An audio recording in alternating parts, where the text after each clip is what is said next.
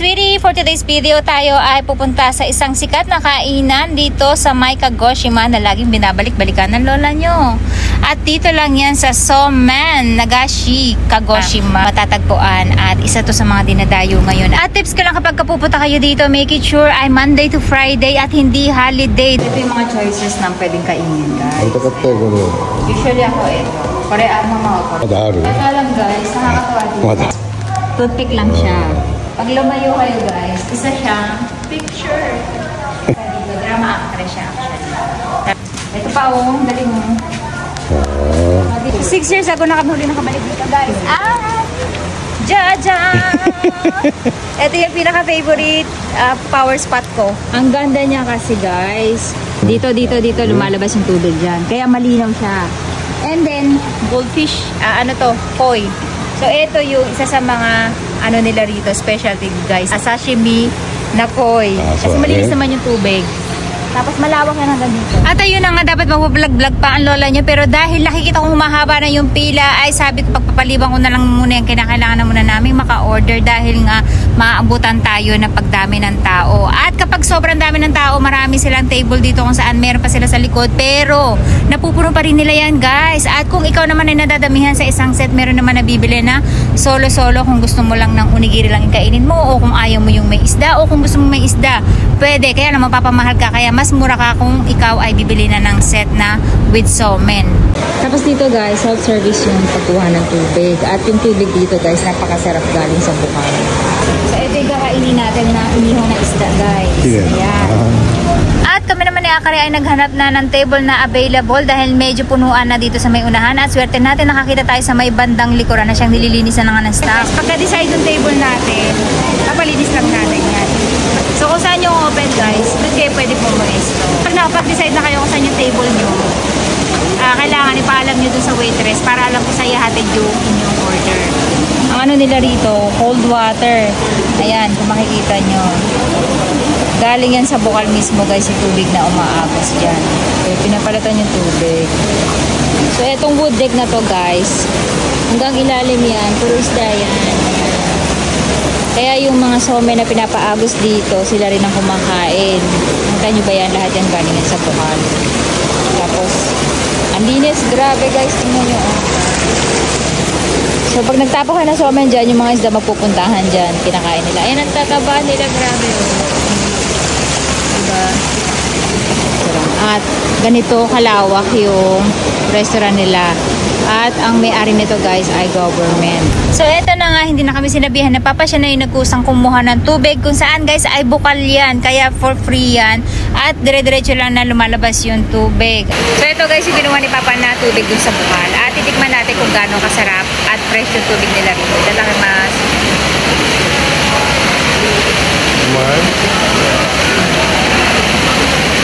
Lasang mineral water. Spring water guys yung lasa niya. Sarap. Masaya ka ba? Ale.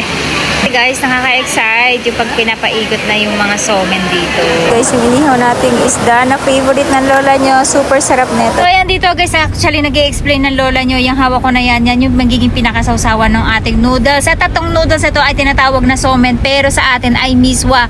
Yun nga lang, mas maganda ang quality dahil hindi basta-basta napuputol na miswa guys. At medyo mas mataba siya ng konti.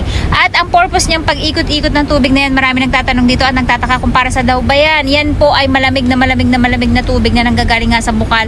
Yan yung para palamigin yung somen. Ang style ng pagkain kasi ng noodles na to ay kinakailangan malamig mo siyang kakainin. Kasi mga magtatanong kung anong sauce naman yung ginagamit natin dyan. Yan yung suyu at nilalagyan lang nila yan ng konting tubig para hindi masyadong maalat. And then lalagyan mo na lang siya ng onion chives. Minsan naglalagay kami ng wasabi at yung iba ay naglalagay ng miyoga o Japanese ginger. Kung maalala nyo, nag-harvest tayo sa ating garden. Ito po yun. At yung iba naglalagay din ng yelo dun sa kanilang pinaka-sauce para yun na yung pinaka-tubig kasi kinakailangan ay malamig mo talaga siya makain. At tamang-tama to kapag summer. Huwag kayong mag-alala guys kung kayo ay nagtataka bakit ganitong klase na pagkain nila ng noodles. Kahit ako nung unang-unang pagdating ko dito sa Japan ay takang-taka din ako. Pero nung kalaunan guys, kapag tag-init na ganito at ganito yung kinakain niya, super tamang-tama sa pakiramdam dahil nakakalamig talaga siya ng katawan. Kaya naman napatok to sa mga pasyalan na ganito yung kanilang sineserve na pagkain kapag lalo na mga malapit sa mga ilog at dagat. At tips din pagkakain kayo ng somen, kinakailangan ay yung part lang ng kakainin nyo ang ilalagay nyo sa tubig kasi nga kapag natagalan kayo ay mamamaga siya at hindi na masarap. Kailangan nyo medyo slight na lumamig lang sila para hindi maging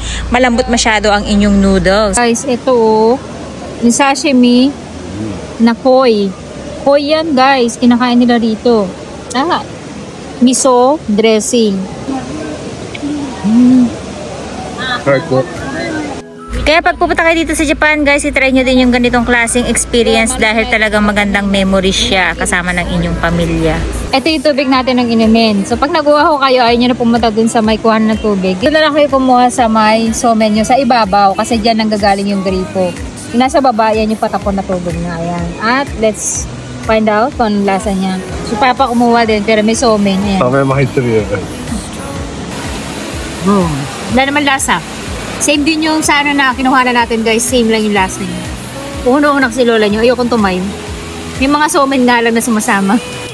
Tapos namin kumain, may mga tira-tira pa mga somen na ayan na hindi na namin kakainin. Kaya ang gagawin ko lang ay tinitipo ko lang saka natin ibibigay dun sa mga koi. Akala nyo yan lang yung koi niya guys. Yung buong tinatapakan namin na kinakainan nitong lahat ng mga lamesa nandito. Lahat yan ay ilog, kumbaga nakapatong kainan dito sa ibabaw mismo. At make sure guys ay somen lang yung ibibigay nyo dito. Syempre pinagbabawal magbigay ng mga pagkain na iba't iba dito. Kasi eto pagka nililinis lang to ng staff somen, talaga dyan din nila pinapaagos. Kaya somen lang ang pwede nyo ibigay. Ayan guys, naubos natin yung ating somen. Wala nang natira. Kung kita nyo, ayan, malinis na lahat. At kung sa Sama Days na medyo madumi kasi nga walang tissue. Kaya hindi natin mapunasan yung table. So ayan guys, sobrang nabusog kami doon sa Sama Days. Tapos dito naman sa kabilang kanal nila ay dyan nakakulong lahat ng mga pang sashimi nila na kapag may order dun lang sila huhuli. At hindi ko akalain na nakakain talaga yung koi nung unang-una ko itong natikman. Pero napakasarap nito guys, lalo na kung ito ay nakukuha sa malinis na ilog, wala siyang kalansa-lansa. Kaya itry nyo na din kapag kayo ay papasyal dito mismo sa Kagoshima. At ayan na nga guys, pagkalabas natin ay sobrang haba na ng pila. Kaya swerte tayo dahil maaga tayong pumunta. Kung hindi guys ay stop order na at 2 oras na ulit ang hihintayin mo bago ka pa ulit makakain dito sa may looban. Kasi nga sobrang sikat talaga ng kainan nito. Kaya kung pupunta kayo, make sure ay Monday to Friday.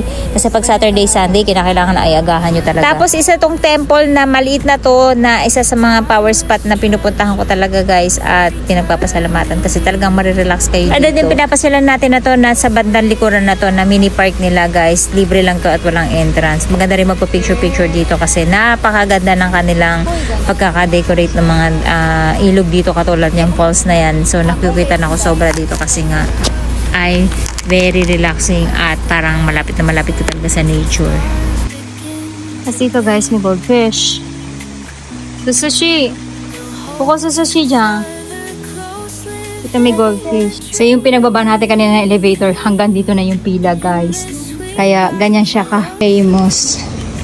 So, noong 1951 guys, ganito yung design nilang kauna-unahan. And then, nagbago noong 1962, naging ganito yung design niya. Kaso, ang naging problema ay inaamag yung mga kahoy kasi nga mataas ang humidity dito dahil nga palibid siya ng ilog. Pabago-bago yung design niya, naging ganyan yung design niya. Tapos, naging ganito yung design niya. Hanggang sa naging ganito yung design niya. And then, finally, na-decide nila na gawing plastic kasi nga hindi nga siya inaamag. And then, pinakabago guys, with LED na siya. At ayan nga sa sobrang busog namin guys, nakatulog kagad si Akari at dahil 3 oras pa yung babiyahin natin na susunod natin pupuntahan at yun ang abangan nyo. See ya!